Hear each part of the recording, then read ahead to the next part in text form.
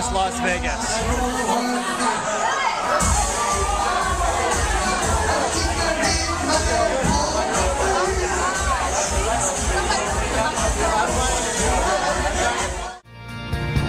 Welcome to fabulous. Welcome to fabulous Las Vegas. Give us your dreamers. I've really got nothing better to do in Las Vegas, so I'm gonna go try to find a place called the Toy Shack. Johnny Jimenez, I run the Toy Shack of Las Vegas. Yeah. How long you been open?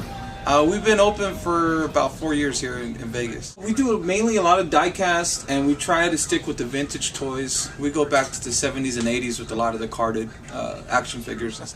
Tell me about this. Yeah, Galoob made these back in the 80s. They did the 3 3/4, and then they did the 5-inch figures. So Okay. they got all the weapons and all the accessories that go with them. Okay.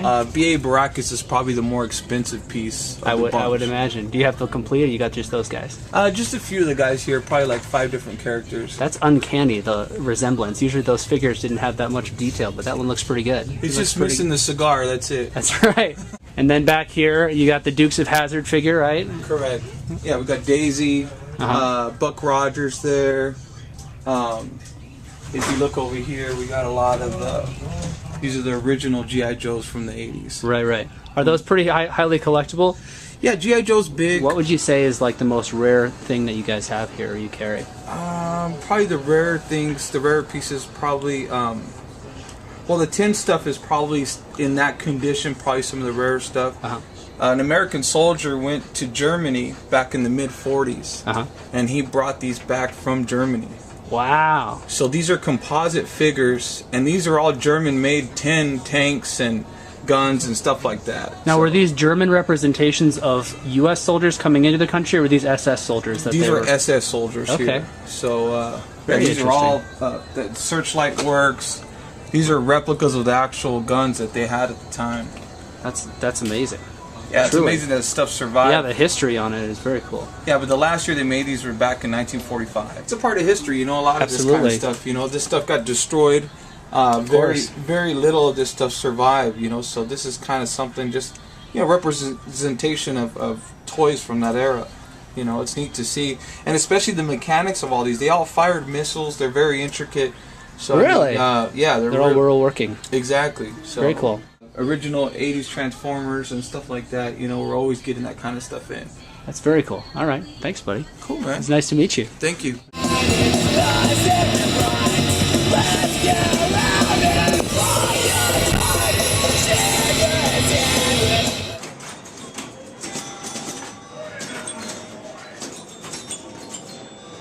Trying to see the lights and glamour and celebrity and fame of Las Vegas is completely pointless. What I'm here to see are pinball machines. I'm going to try my luck at the ice-cold beer machine in fabulous Las Vegas. Let's see how I do. Keep it moving slow. Okay.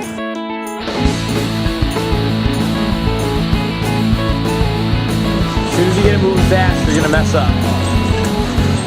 There you go.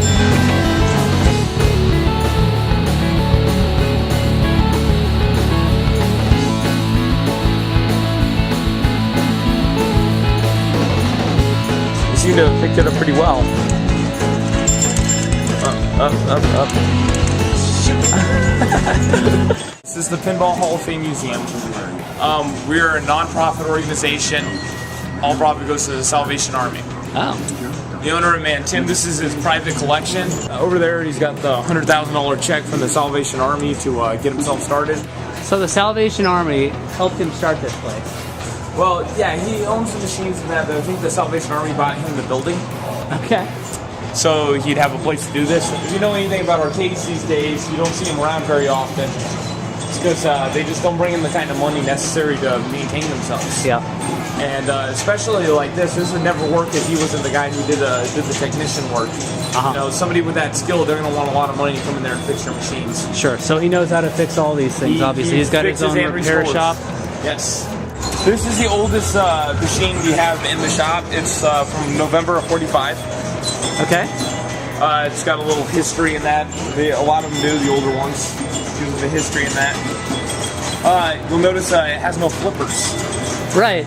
Well, these aren't flippers. They're just rubber Back in bumpers. the day, you would just bump the ball up here and you try to score points as it came down. I had no idea. I thought all pinball machines always had flippers on them. Well, this were the originals. They had no flippers. Interesting. What is that for?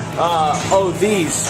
For people with smartphones, you can you can scan that if you have the app for it. You scan those and it'll take you to the website. Yeah. It'll show you the pinball machine that you scanned. It'll tell you things about it, its history, who made it, why they made it, you know, who thought that was a good idea, interesting facts about it. Really?